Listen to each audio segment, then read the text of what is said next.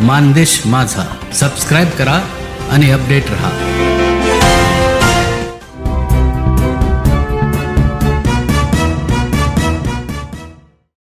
ज्यांनी आपल्यासोबत काम करावं अशा पद्धतीच्या भावना आपल्या सगळ्यांच्या होत्या, पण सातत्याने हुलकावणी देणारे आज स्वतःहून प्रवेश करणारे सन्माननीय बाळासाहेबजी जगताप, त्यांचे सगळे सहकारी, तर सगळ्यांची नावं घेत नाही, वेळ खूप कमी राहिला, पण त्यांच्यासोबत प्रवेश केलेले सगळेच आमचे माझे सगळे सहकारी, युवराज जगताप, त्यांचे सगळे सहकारी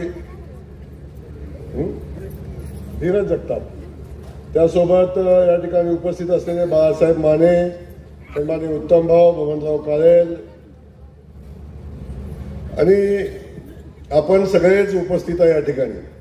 मागं बसलेल्या सगळ्यांची सदाभावापासून सगळ्यांची माफी मागतो. आणि आता वाजलेत 9:15 आणि आवडतं घ्या.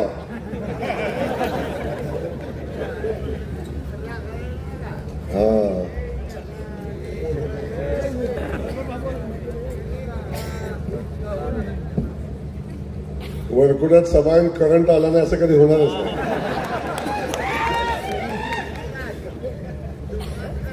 पुढे उपस्थित असलेले सगळे माझे बांधव, खास करून माझ्या सगळ्या लाडक्या बहिणी, युवक बांधव आणि पत्रकार बंधू, आज या ठिकाणी कुकुडवाड जिल्हा परिषद गटाच्या प्रमुख कार्यकर्त्यांची ही सभा या ठिकाणी होत असताना आजच्या सभेचा जोश, आजच्या सभेतला उत्साह आणि आजच्या सभेमध्ये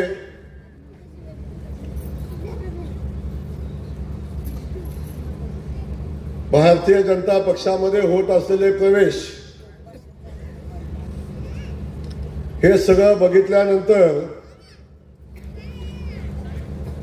बाळासाहेब समोरचा उमेदवार निवडणूक लढेल का नाही याविषयी शंका निर्माण होते. एवढे धक्के मैदानात याच्या आधी देऊ नका. पैलवान मैदानात घेऊन मग कार्यक्रम करायचा असतो, पण एवढं तुम्ही अगोदरच असा माहोल केला तर पैलवान मैदानातच यायचा नाही, अशा पद्धतीची परिस्थिती निर्माण होईल. म्हणून आज मी सगळ्या भारतीय जनता पक्षाच्या माझ्या सगळ्या सहकारी बांधवांना, माझ्या सगळ्या लाडक्या बहिणींना मी मनापासून धन्यवाद देईन. तुमच्या सगळ्यांच्या आशीर्वादानं गेल्या अनेक दिवसापासून माझ्यासारख्या सामान्य कार्यकर्त्याच्या पाठीशी आपण जे बळ उभं केलं, जी ताकद उभी केली, एकदा दोनदा तीनदा नव्हे 4 वेळा मला आमदार म्हणून निवडून दिलं आणि तुमच्या सगळ्यांच्या आशीर्वादानं आज राज्याचा ग्रामविकास खात्याचा मंत्री म्हणून मला काम करण्याची संधी मिळते, याचा मला मनापासून आनंद आहे. पण याचं सगळं श्रेय कुणाचं असेल, याचं सगळं श्रेय कुणाचं असेल तर ते माझ्या समोर बसलेल्या मान खटावच्या मातीतल्या माझ्या सहकारी बांधवांचं आणि भगिनींचं, आपल्या सगळ्यांचं, या जनतेचं श्रेय आहे. आज आपण बघतोय स्टेजवर पाय ठेवायला जागा नाही.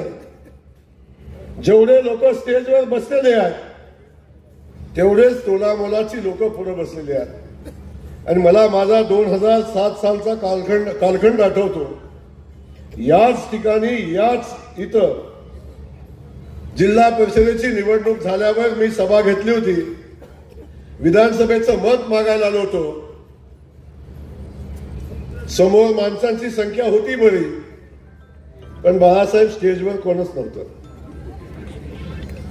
कुणाला जर धरून आणायचं, बसवायचं, तोही बिचारा म्हणायचा कोणतरी बघेल म्हणून तो पटकन निघून जायचा. अशा पद्धतीची परिस्थिती त्या कालखंडात होती. आणि 17 वर्षामध्ये आपण सगळेजण बघताय या मतदारसंघातल्या जवळजवळ प्रत्येक लोकांची जनतेची तर मनोभावे इच्छा आहेच आहे, कार्यकर्त्यांची इच्छा आहेच आहे, गावातल्या राष्ट्रवादी आणि अन्य पक्षाच्या प्रमुख नेत्यांची इच्छा तर आहेच आहे. पण मी आपल्याला इथून सांगतो, जे आता भारतीय जनता पक्षाच्या विरोधात निवडणूक लढवण्याचा संकल्प करतायत, मी उमेदवार आहे म्हणून सांगतायत, किमान 50 मध्यस्थ घातले असतील, भाऊ मला तुमच्या पक्षात घ्या. किमान 50 मध्यस्थ घातले असतील की भाऊ मला तुमच्या पक्षात घ्या. लांब कशाला? आता जरी म्हटलं ना मी तिकीट देतोय, कपडे काढून इथे येतील. त्यामुळं समोरचा असा एकही माणूस बाळासाहेब शिल्लक नाही की ज्याने मला भारतीय जनता पक्षात येण्याविषयी विचारलं नाही. तो बाळासाहेब, मी सातत्यानं आमच्या कार्यकर्त्यांना विश्वासात घेऊन, आमच्या कार्यकर्त्यांच्या सोबत, आमच्या कार्यकर्त्यांना सन्मान मिळेल अशाच लोकांना पक्षामध्ये घेतलं, आणि अगदी मोजक्या लोकांना. त्यामुळं मी आपल्याला मनापासून सांगेन, असा कुणी आला आणि कुणी गेला तरी सुद्धा आमचा पक्ष, आमची संघटना ही सातत्यानं ही सामान्य माणसाची, सामान्य कार्यकर्त्याची संघटना राहिली. आणि मी आजही शब्द देतो, ही संघटना अशीच राहील. या संघटनेमध्ये कुठलाही किंतु परंतु गट तट कधीही होऊ देणार नाही, हे या निमित्ताने मी आपल्याला सांगतो. आणि हे सगळं करत असताना आज आपण बघतो, अनेक लोक येतात, अनेक लोक निवडणुका आल्या कीच येतात. मी सातत्यानं सांगत आलोय, आज नाही, भाद्रपद महिना आला,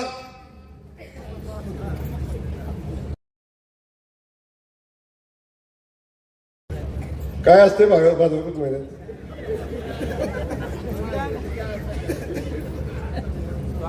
भाद्रपद महिना आला की सगळी तारांबळ असते. तशी निवडणूक आली की रुपेश राष्ट्रवादीच्या पुढाऱ्यांची तारांबळ असते. मध्ये मध्ये कुठेही लोक दिसत नाहीत, कधी दिसत नाही. मध्ये आली निवडणूक आली की हे नेते आलेच. मान खटावच्या लोकांनी फेकून दिलेले आहेत, लक्षात ठेवा. आणि आता जे निवडणूक येत आहेत, मी बघतोय कधी कधी पोस्ट येत आहेत, कोण तर म्हणला की जयकुमार गोरेंना सांगा ग्रामविकास खात्याच्या मंत्रीपदाचा राजीनामा द्या. अरे तू सांगितलं कुत्र सुद्धा ऐकणार नाही. मी तर जयकुमार गोरे आहे आणि ऐकायचा विषयच नाही. माझ्या कुत्र्यावर लढून दाखव, माझ्यासोबत लढायचा लांबचा विषय आहे. 2014 साली तू उभा राहिला होतास आणि 2014 साली जेव्हा निवडणुकीला उभा राहिला तेव्हा तुझं डिपॉझिट जप्त झाले 14 साली. आता तर जयकुमार गोरे खूप मोठा झाला आहे.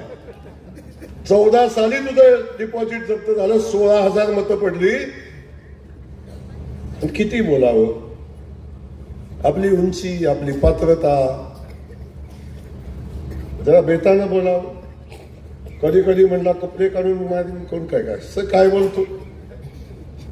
आता किती वेळा मार खाल्ला तरी सुधरतच नाही. त्यामुळं माणसानं जे पचतंय तेच खावं, जे सोसल तेवढंच बोलावं,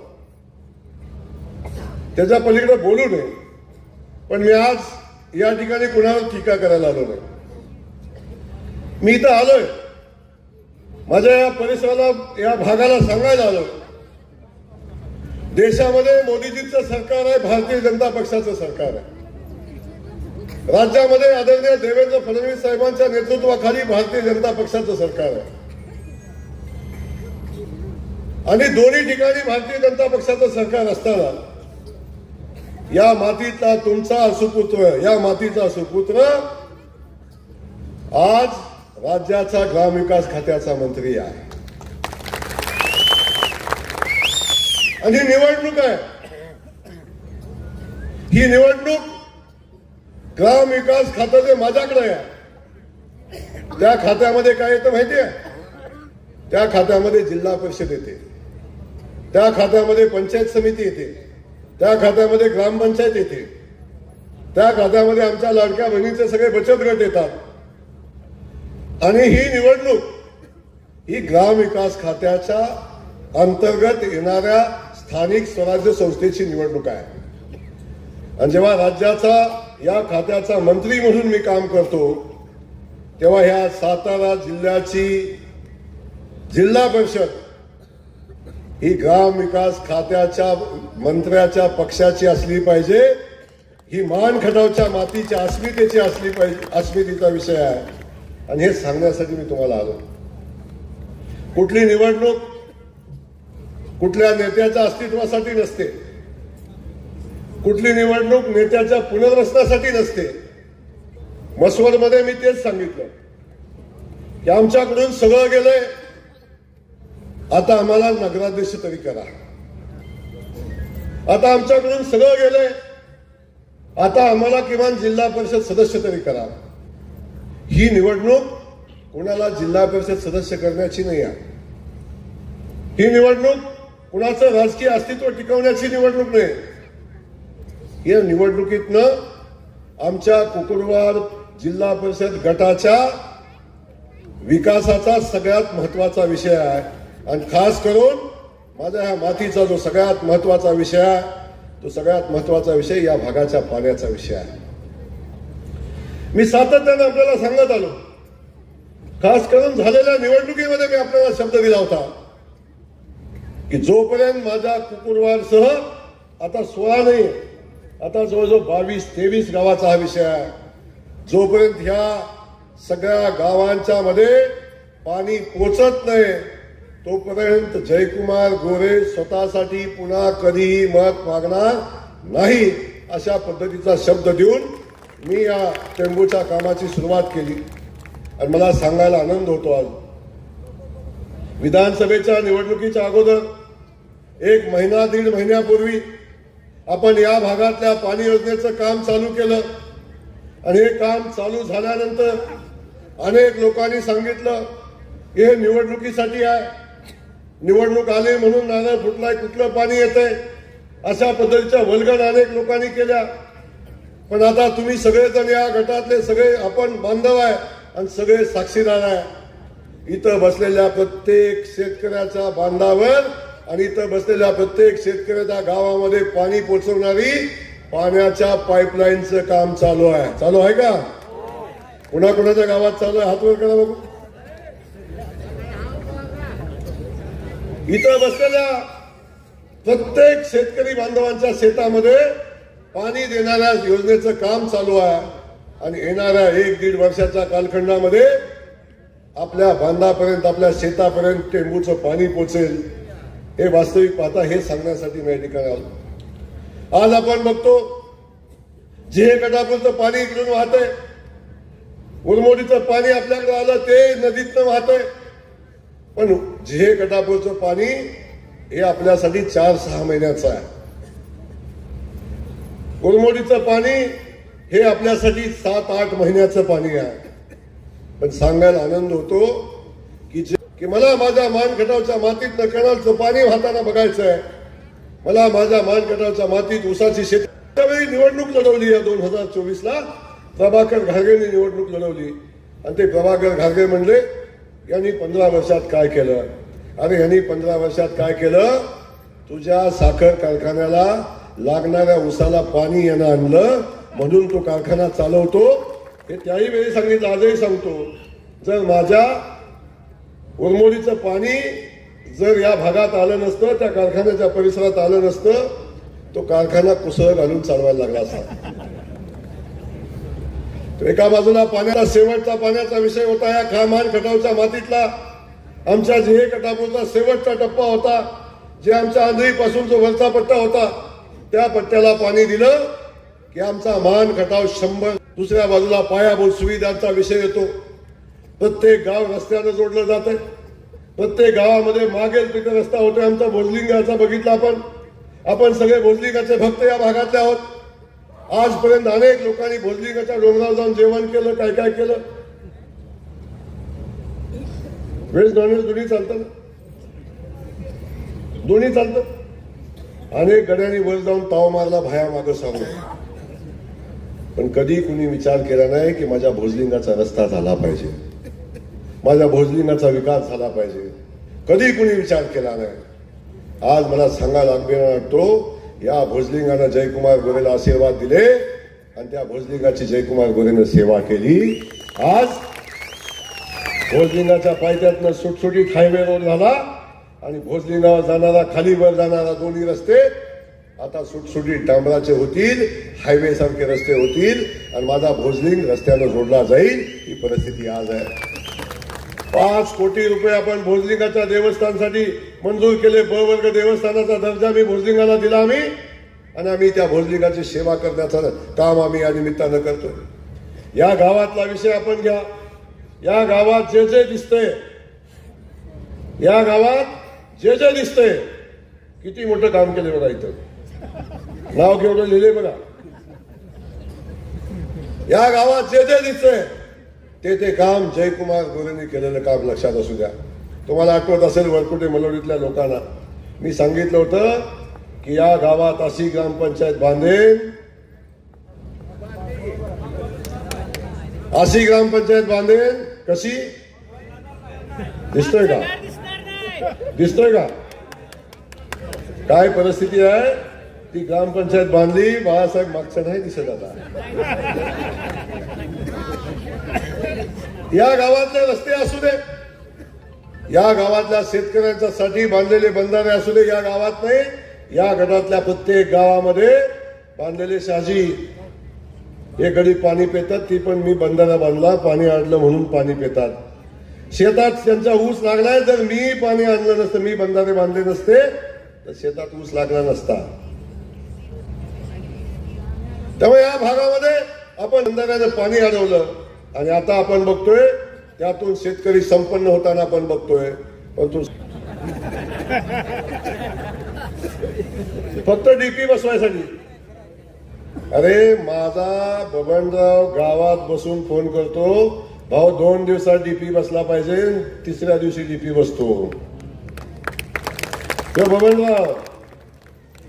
आणि अशा किती पिपाण्या 2-2 वर्ष आबादल्या तरी एक डीपी बसवू शकत नाही.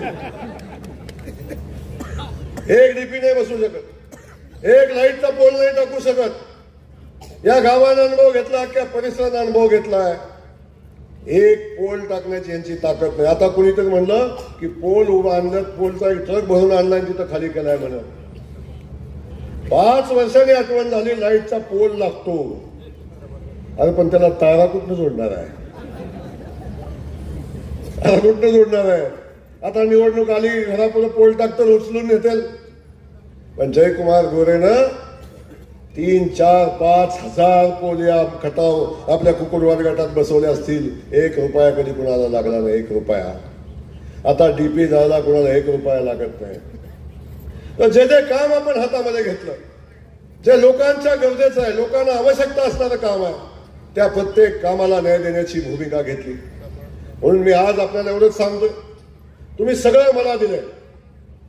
जे शक्य होतं ते मीही तुम्हाला द्यायचा प्रयत्न केला, पण मी उपकार नाही केले. ज्या जनतेने एका सामान्य कुटुंबातल्या जयकुमार गोरेला आज राज्याचा ग्रामविकास खात्याचा मंत्री बनवलं, त्या जयकुमार गोरेला आयुष्यभर माझा मान खटाव आज विकसित तालुक्याच्या दिशेने वाटचाल करतोय. एका बाजूला पाणी पोचतंय, एका बाजूला शेतकरी बागायतदार होतोय, एका बाजूला विकासाचं काम होतंय, दुसऱ्या बाजूला बसवडला MIDCचं काम चालू होतंय. मी सातत्यानं सांगितलं की जोपर्यंत या भागामध्ये MIDC होत नाही, या भागातला आमचा शेतकऱ्याचा मुलगा जो विस्थापित होतो स्वतःचं पोट भरण्यासाठी आणि जातो पुण्या मुंबईला, कुठंतरी वसईला जातो, कुठं या देशातल्या कानाकोपऱ्यामध्ये जातो आणि स्वतःच्या पोटाची खळगी भरण्यासाठी प्रयत्न करतो.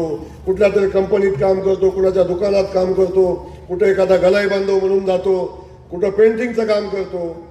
या सगळ्या लोकांना स्वतःच्या शेतामध्ये आणून बागायतामध्ये काम करण्याची संधी निर्माण करून देईल आणि जेवढी लोक राहतील, जेवढी मुलं राहतील, तेवढ्यांच्या हाताला काम देण्यासाठी भव्य दिव्य अशा एमआयडीसीचं काम आता मसवडमध्ये चालू होतंय. तेव्हा हजारो लोकांच्या हाताला काम मिळेल अशा पद्धतीची एमआयडीसी आपण उभी करतोय. आजपर्यंत कधी स्वप्नात होतं का? मान खटावच्या मातीत एमआयडीसी होऊ शकते. जिथं प्यायला पाणी नव्हतं तिथं एमआयडीसीला कोण येणार आहे? एका बाजूला आपण एमआयडीसी करतोय, लोकांच्या हाताला काम देतोय, आणि दुसऱ्या बाजूला सांगताना मला मनापासून आनंद होतोय, आदरणीय देवेंद्र फडणवीस साहेबांनी या राज्यामध्ये सगळे मोठे मोठे देवस्थान आहेत, त्या देवस्थानला जोडणारा शक्तीपीठ महामार्ग करण्याचा निर्णय घेतला. जसा समृद्धी महामार्ग झाला, आपण बघतो मुंबईतनं नागपूरला जायला किमान 24, 25, 26 तास लागायचे. आता मुंबईतनं गाडी निघाली की 7 तासात नागपूरला पोहोचते. अशा पद्धतीचा भव्य दिव्य असा सुंदर समृद्धी महामार्ग केला. आणि त्याच धर्तीवर मी देवेंद्रजींना विनंती केली, साहेब सगळ्या भागामध्ये रोड झाले, सगळ्या भागात हायवे झाले, परंतु आता तुम्ही नवीन शक्तीपीठ घेऊन चाललाय, तोही शक्तीपीठ आपण सांगोल्याच्या परिसरात घेऊन चाललाय. त्या भागात मोठे मोठे हायवे आहेत. जर हा शक्तीपीठ तुम्ही आमच्या शिंगणापूरच्या देवस्थानला जोडला, तुम्ही आमच्या गोंदवलेकर महाराजांच्या देवस्थानला जोडला, आणि असाच तो आमच्या ज्योतिबाला पुढे नेऊन जोडला, तर माझा मान खटाव जगाशी जोडला जाईल, शक्तीपीठ महामार्गाने जोडला जाईल, आणि माझा मान खटाव वेगाने विकासाच्या दिशेने जाईल, त्याचा विकासाचा रस्ता मोकळा होईल.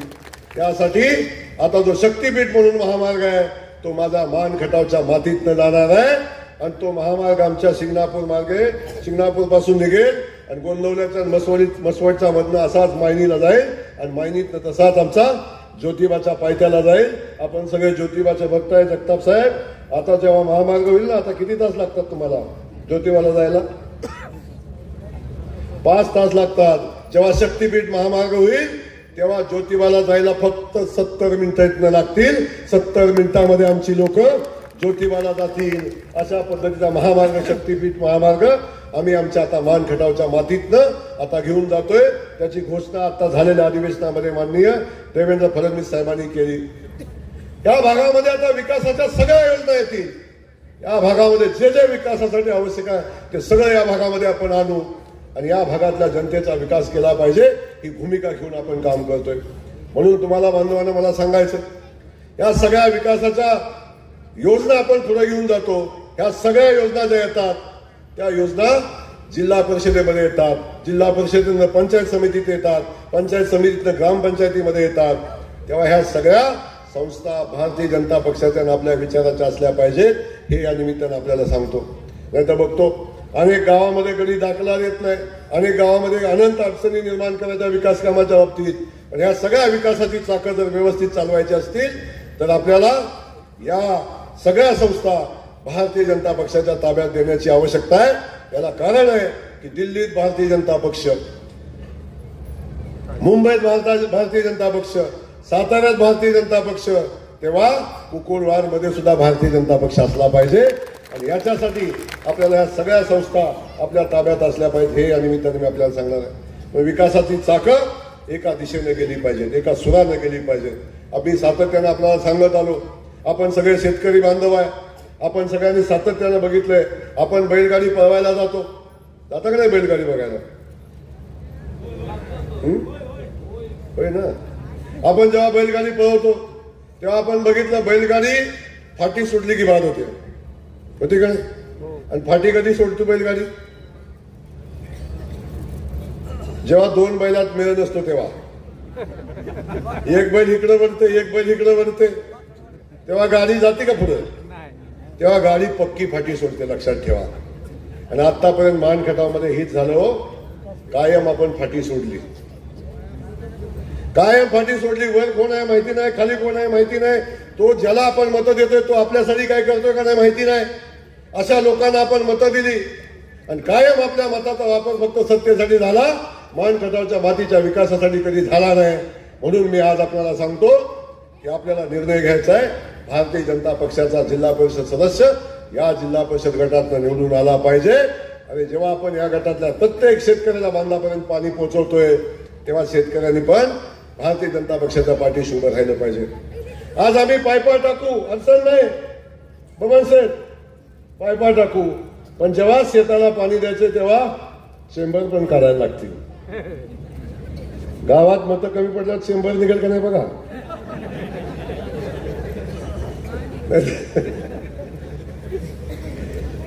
पण एक लक्षात घ्या, बाकी काय असू द्या नसू द्या, पण मी कधी विकासाच्या कामात राजकारण आणलं नाही. इथं पाणी आणल्यानंतर कुणाच्या शेतात जाईल याचा कधी विचार केला नाही. नदीला पाणी सोडल्यानंतर कुणाकुणाचं शेत भिजेल याचा विचार केला नाही. मी हा रस्ता केल्यानंतर या रस्त्यानं कोण कोण जाईल याचा विचार कधी मी केला नाही. मी माझ्या मानखटावच्या मातीचा विचार केला, इथल्या माझ्या मायमाऊलींचा विचार केला, इथल्या जनतेचा विचार केला. म्हणून विकास काम करताना कुठलं पक्षी राजकारण मी कधी माझ्या कामात आणलं नाही. लोढवण्यात काम देताना सुद्धा मी विचार केला नाही आणि कुठंही काम देताना मी विचार केला नाही. ही वस्ती कुठं आहे, हे गाव कुठं आहे, हे माझ्याकडे आहे का नाही, सरपंच माझा आहे का नाही, इथं काय अडचण आहे, हे कधी मी बघितलं नाही. अगदी माझ्या विरोधकांनी सुद्धा मला फोन केला आणि आमची लाईटचा डीपी झाला किंवा आम्हाला नवीन डीपी पाहिजे म्हटला, तरी सुद्धा विरोधक असला तरी सुद्धा मी त्याला कधी नाही म्हटलं नाही. म्हणून आज जनसैलाब आज भारतीय जनता पक्षासोबत आणि जयकुमार गोरे सोबत येताना बघतोय. आपण बघितलं प्रवेश करणारा चिराग. काल मी गेलो होतो कलेगोंडला, कार्यक्रमाचा अर्धा वेळ प्रवेश घेण्यातच गेला. आज मी इथं आलो, इथं वेगळी परिस्थिती नाही, आज पण हीच परिस्थिती आहे. असंख्य लोक आज भारतीय जनता पक्षात येतात, म्हणून पुढे राहून करायचं काय आणि राहायचं कुणासोबत राहायचं, कशासाठी राहायचं. जी माणसं काहीच करू शकत नाहीत अशा लोकांसोबत काय राहायचं. आणि आता सगळ्यांना अभिमान आहे की माझ्या मातीतला आमचा माणूस, आजपर्यंत या मातीचा माणूस कधी मंत्री झाला नव्हता, आता आमच्या मातीतला आमचा माणूस आता मंत्री झालाय. आता त्याला पाठबळ दिलं पाहिजे.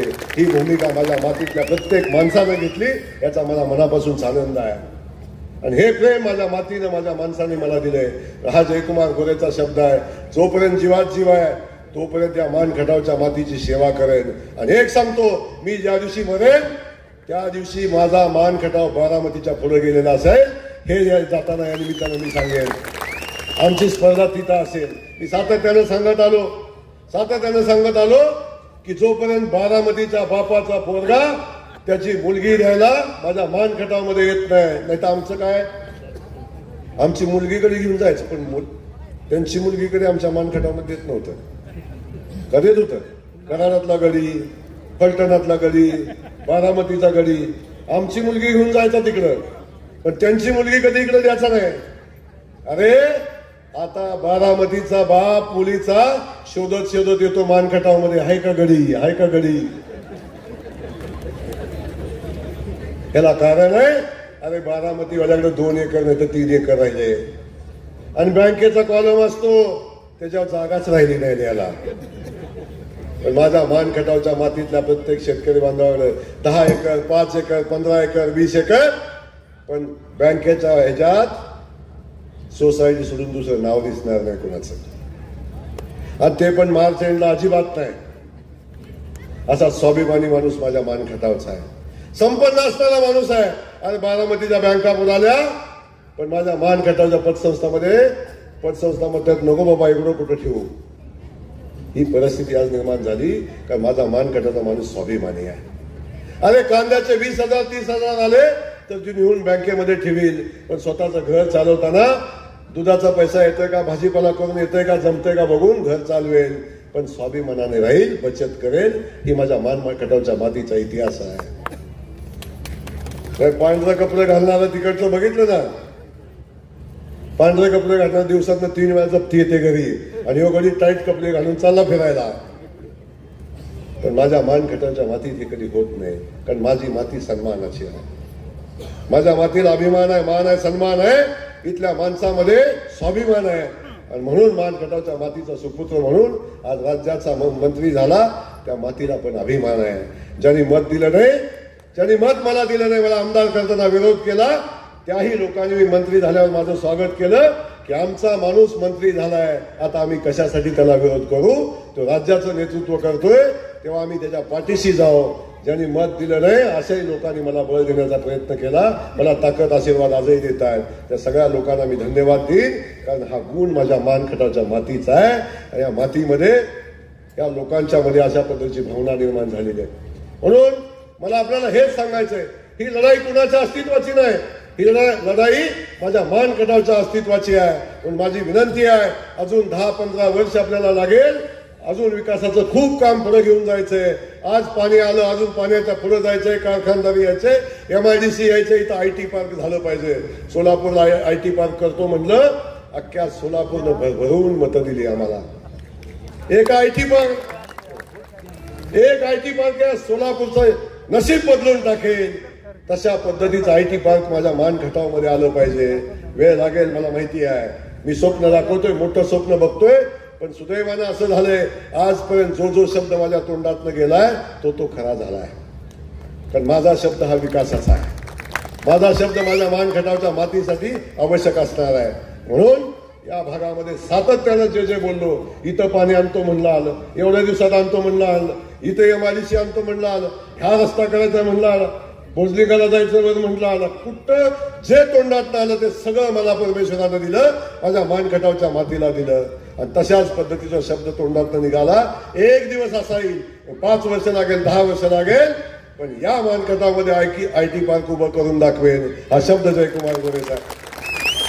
म्हणून हा संकल्प करत असताना माझी विनंती तुम्हाला एवढी आहे, जेव्हा आपल्याला हे सगळं पाहिजे तेव्हा एका दिलानं, एका सुरानं आपण सगळे मिळून काम केलं पाहिजे. आणि त्यासाठी या सगळ्या सत्ता आपल्या सोबत असल्या पाहिजेत. जिल्हा परिषद आपल्या सोबत असली पाहिजे. यासाठी पंचायत समिती आपल्या विचाराची असली पाहिजे. आता बघू, पंचायत समितीची 25 कोटीची इमारत बांधतोय मी आता. अरे पंचायत समितीत गेला तर आता पलटी का मग पलटी, इकडनं पलटी का तिकडनं पलटी. आणि भांडणं आमचं पुढारी सभापती व्हायला. सभापतीच्या केबिन मध्ये गेलं तर बायकोला बी जागा मिळाला त्याच्या बसायला. 10 गडी आलं तर उभं राहता येईना, इकडं तिकडं उभं राहता येईना. अशा पद्धतीची पंचायत समिती आहे. आज माझ्या मानखटावच्या मातीला स्वाभिमान वाटेल अशी 25 कोटी रुपयाची पंचायत समितीची इमारत बांधतोय. तहसील कचेरीचं काम चाललंय. जे या तालुक्याला पाहिजे, जे या तालुक्याचा सन्मान वाढेल ते प्रत्येक काम आपण करतोय. या तालुक्यातल्या प्रत्येक देवस्थानला ब वर्गाचा दर्जा देतोय. 5 कोटी रुपये प्रत्येक देवस्थानच्या विकासासाठी देतोय. त्यामुळं आपल्या सगळ्यांना मला सांगायचंय, तुमच्या सगळ्यांच्या आशीर्वादाची गरज आहे. आता येईल कोणत्याही निवडणुकीपुरतं येत आहे, प्रत्येक वेळी सांगतंय माझ्याकडे एवढा पैसा आहे, तेवढा पैसा आहे. आमची लोक दमून गेली, भाऊ म्हणतात ह्याचं काहीतरी करा. आता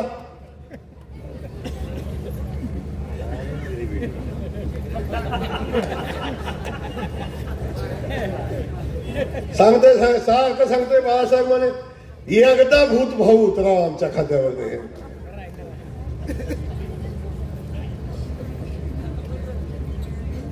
त्यामुळं मी पण बाळासाहेब काय केलं, असल्या भूताचा अनुभव तुम्हाला घेऊन दिला. कवा तरी धमाल का नाही, कवा तरी वाटेल का नाही ह्याला घरी घालून, वाटेल का नाही. आणि जोपर्यंत वाटत नाही तोपर्यंत म्हणलं काय करायचं. अरे मागच्या वेळी बाळासाहेब येड्या गबाळ्यानं 700 आणला. येड्या गबाळ्यानं 700 मत बिन मागता शेवटचे 2 दिवस फोन बंद ठेवून 700 आणला होता. आता कोणतरी म्हणलं आम्ही काय थांबत नाही, कारण आम्ही थांबायच्या आधीच कार्यक्रम करतो. सुरुवात करायच्या आधीच कार्यक्रम करतो आम्ही. म्हणे मला पडायला घोरे आणायला लागतं. गोरे तर घोऱ्या पाहायला पाडतात, काळजी नको करू तू.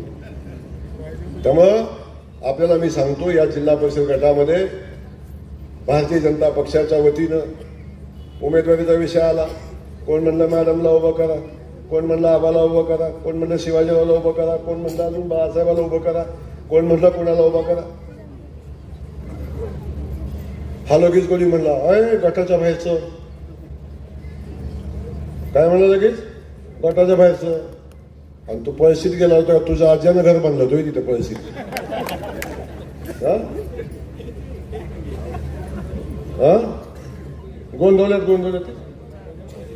गोंधवल्यात तुझ्या आज्याचं घर होतं ते. आज साताऱ्यात नगरसेवक झाला तिथं कोण आहे? तुझा पंतप्रधान म्हणाल तर तिथं चित्रित गेलं की म्हणते ही माझं गाव, वर कुठं झालं की म्हणते ही माझं गाव, साताऱ्यात गेलं की म्हणते ही माझं गाव. हाय तरी किती तुझं गाव? पण एक लक्षात ठेवा, या वरकोडी मलवडीची इमानदारीने सेवा केली आणि खास करून या वरकोटे मलवडीतल्या जनतेला मी मनापासून धन्यवाद देईन. जेव्हापासून जयकुमार गोरे राजकारणात आला तेव्हापासून जयकुमार गोरे एकदाही मायनस राहिला नाही. प्रत्येक वेळी या वरकोटे मलवडीने लीड दिले मला, प्रत्येक वेळी लीड दिले. लांब कशाला ते उभा राहिलं तेव्हा बी दिले, प्रत्येक वेळी लीड दिले. कधी वरकुट्यानं मला मागे ठेवलं नाही, कायम प्रेम केलंय. आणि आमच्या येड्या का बऱ्या दिले चेष्टा करतात बिचारायची बारक्या बारक्या पोराची. काय ह्याच्याकडे खायला नाही ना आमदाराच्या मागे पळते, आणि त्याच्याकडे खायला नाही पण तुझा कार्यक्रम करते ना, करते ना कार्यक्रम. छोटा छोटा कार्यकर्ता, छोटा छोटा माणूस आमचा ताकदीन लढतो. त्याला सांग म्हणा डीपी एका दिवसात बसवून दाखव, द्या त्याला चॅलेंज. माझ्या दत्त्यानं फोन करू दे, दुसऱ्या दिवशी नाही डीपी बसला सांगतो मी काय. ही ताकद माझ्या सामान्य कार्यकर्त्याची आहे, गावागावातल्या कार्यकर्त्याची ताकद आहे. ती ताकद जयकुमार गोरेची ताकद आहे, लक्षात ठेवा. त्यामुळं करण्यासारखं काहीच नाही, फक्त माझ्याकडे पैसा आहे म्हणून या निवडणुकीमध्ये उभा राहतोय. बघतो कोण येतोय म्हणतोय, काळजी करू नका, तुला पाहिजे तसाच गडी देतो, काळजी नको करू. आता लढ कसा लढाय तसा बघू कसा लढतोय. त्यामुळं काळजी करू नका. स्टेजवर सगळी लोक आहेत तिथे. त्यामुळे पहिल्यांदा या सातारा जिल्ह्यातलं पहिलं तिकीट मी जाहीर करतोय आज. अरुण गोरे या जिल्हा परिषद गटाचे उमेदवार असतील. पक्षाची आचारसंहिता तोडतोय मी आज, पण काळजी करू नका, एबी फॉर्म माझ्याकडे झाले, त्यामुळे फार चिंता करायचं काम नाही.